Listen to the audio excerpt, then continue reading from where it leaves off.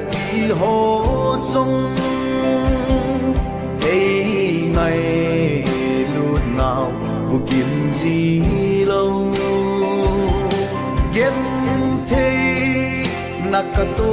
ni khô tên lệ ấy đã sao gì tao về lối lẽ cô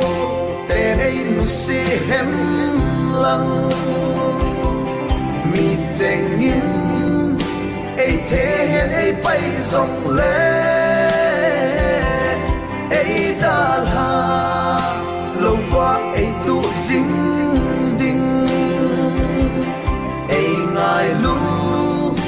đi ta khát kiến cả đời này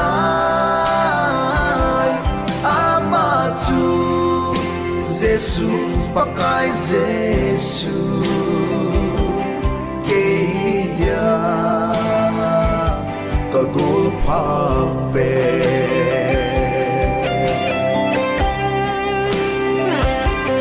loi pha gol pha ka ti ho hi ki pa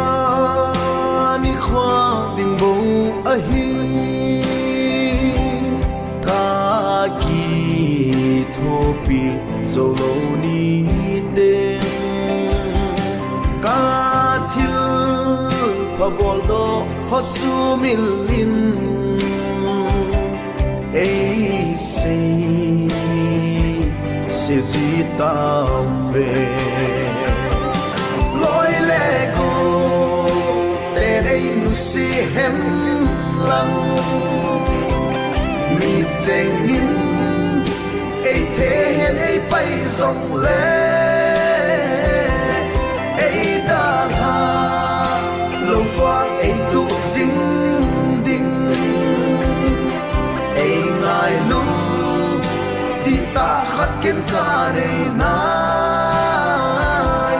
ama chu Giêsu pakai Giêsu ke dia ka gol pha pe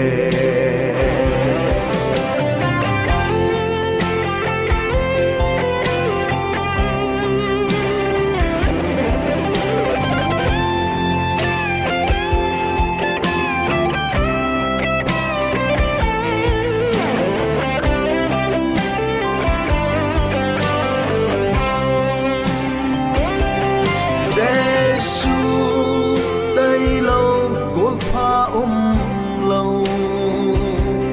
ấy ngài lu dinh đình dòng lâu mi hiền aki ngày gì sang in bố pha Giêsu aki ngài in tình